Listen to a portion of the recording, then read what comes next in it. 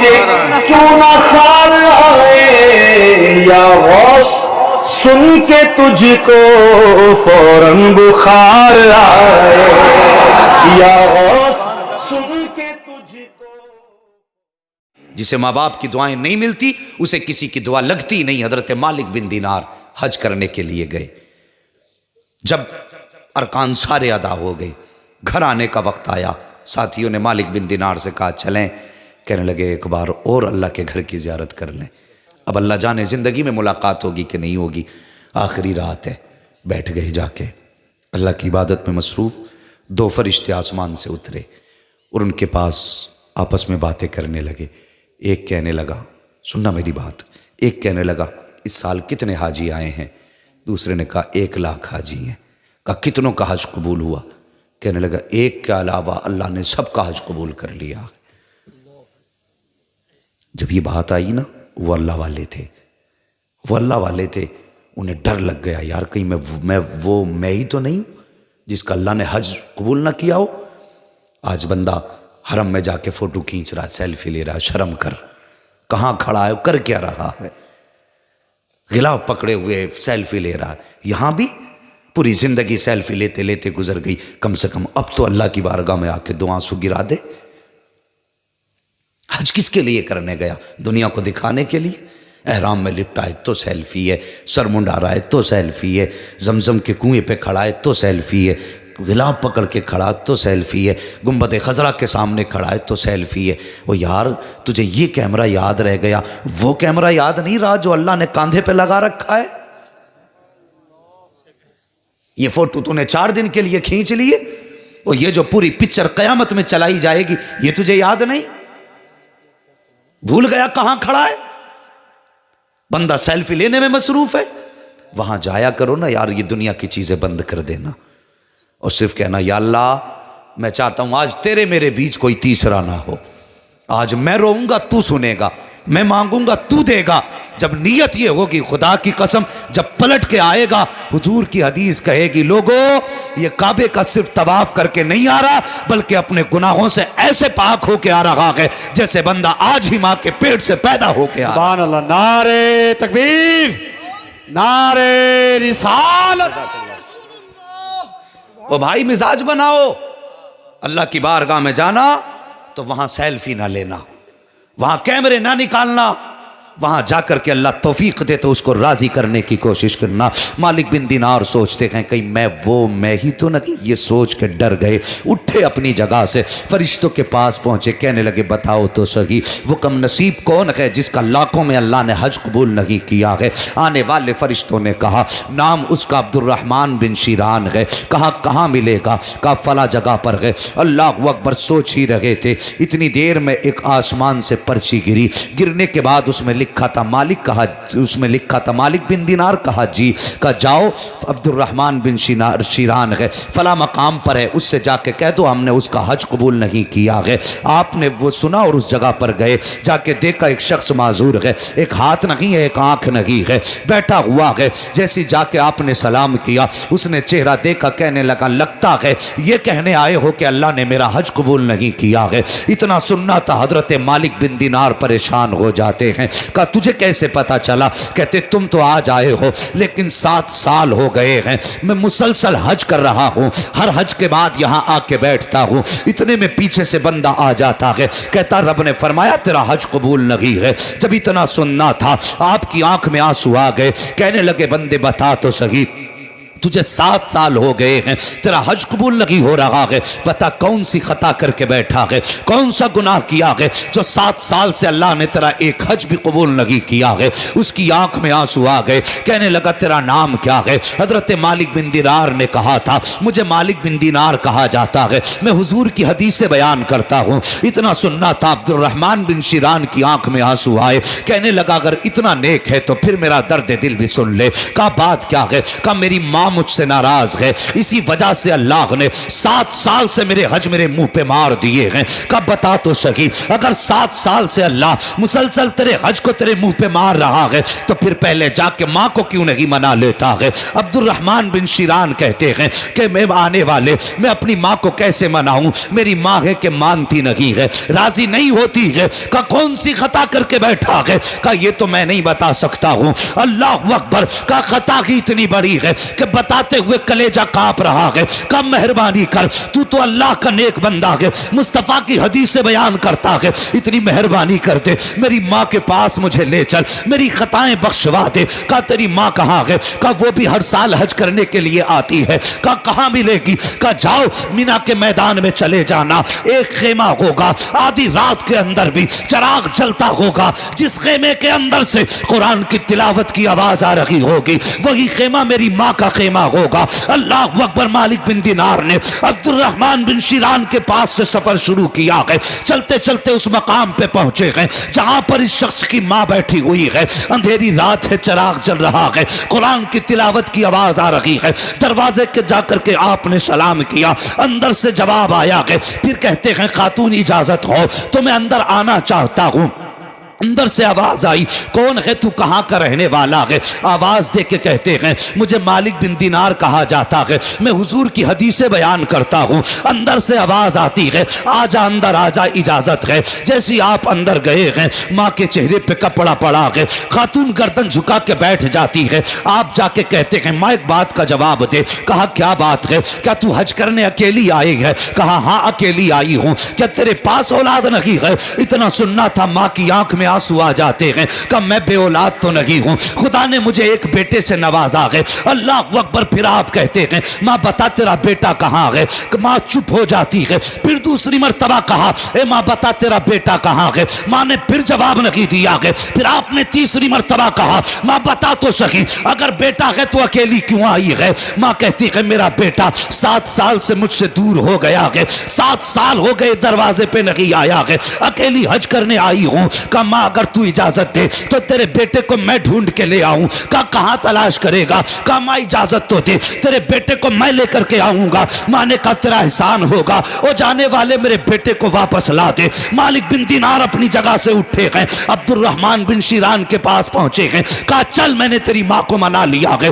اللہ اکبر۔ جب لے کر کے گئے ہیں، عبد الرحمن بن شیران کا ہاتھ مالک بن دینار کے ہاتھ میں ہے۔ جیسی دروازے پہ پہنچے ہیں، عبد الرحمن بن شیران نے آواز دے کے کہا تھا اے ماں تیرا بیٹا آیا ہے، اندر آنے کی اجازت دے دے۔ جیسی اتنی بات کہی تھی، اندر سے ماں کی آواز آئی تھی خبردار میں تیرا چہرہ دیکھنا نہیں چاہتی ہوں، جا جہاں سے آیا ہے واپس چلا جا۔ جیسی اتنی بات کہی ہے، حضرت مالک بن دینار کی آنکھ میں آنسو آ جاتے ہیں، کہتے نادان بتا تو صحیح، جب تنہائی میں ملا تھا تو تیرے ماں کے سینے کا درد الگ تھا، لیکن اب جب تو آیا ہے تو وہ کون سا زخم ہے جو تیری آواز سے تازہ ہو گیا ہے؟ وہ کون سا درد ہے جو تیرے لہجے سے زندہ ہو گیا ہے؟ اللہ اکبر۔ عبد الرحمن بن شیران کی گردن جھکی ہے، مالک بن دینار واپس جانے لگے ہیں۔ تب عبد الرحمن بن شیران نے مالک بن دینار کا دامن تھاما ہے اور کہا تھا حضرت جی جب یہاں تک آ گئے ہو تو ماں سے معاف بھی کرا کے چلے جاؤ، قیامت تک احسان نہیں بھولوں گا۔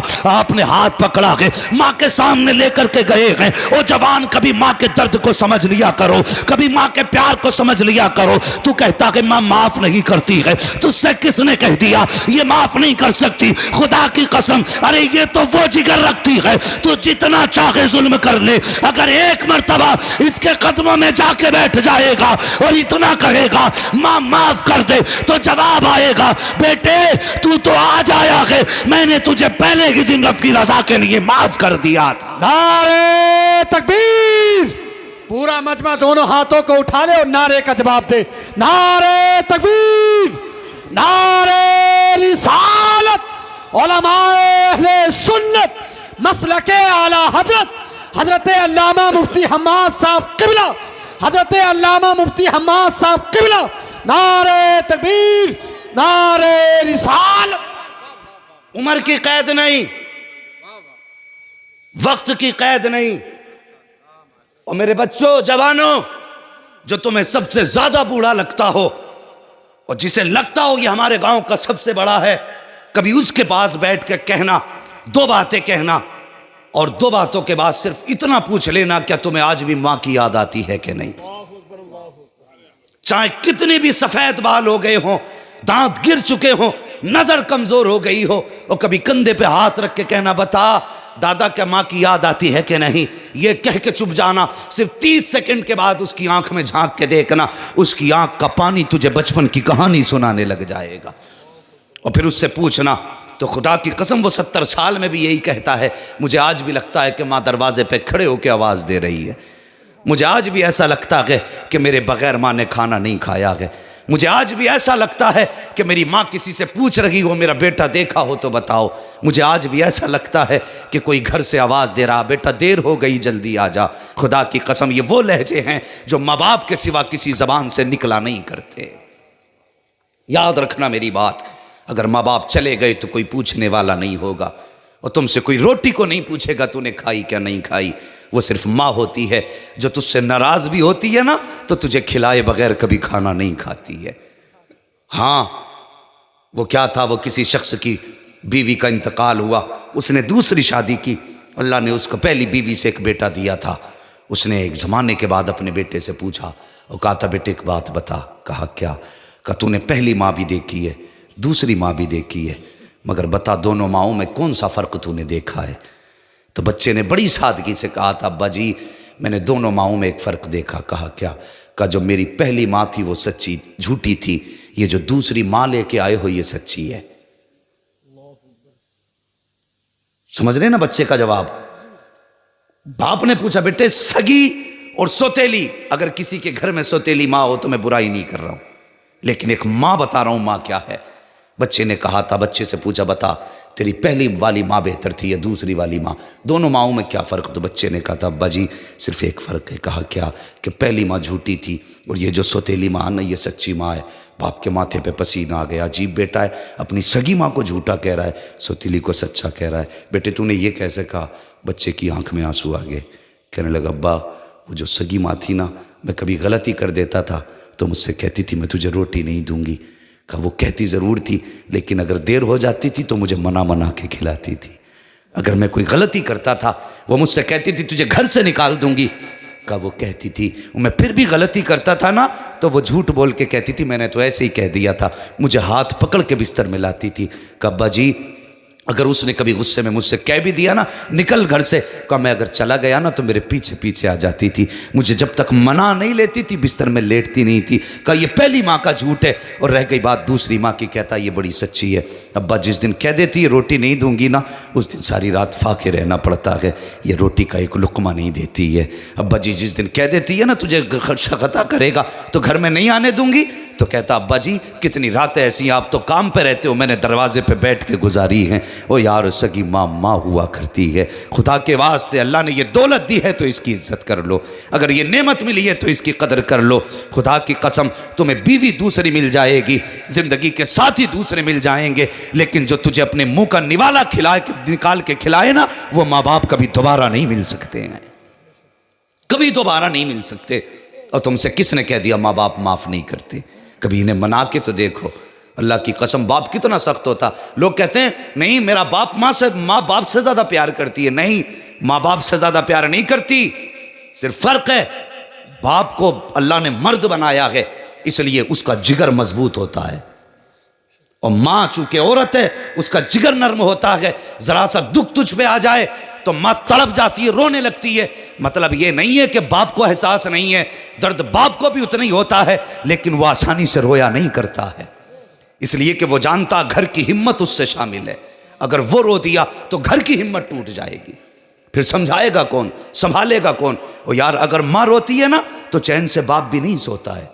اگر تو رات کو نہیں آیا گئے، جتنی ماں نے چکر لگائے نا دروازے پہ میرا بیٹا نہیں آیا، تو نیند باپ کو بھی نہیں پڑتی ہے، وہ بھی بستر پہ کروٹیں بدلتا ہے، آخر اب تک کیوں نہیں آیا ہے؟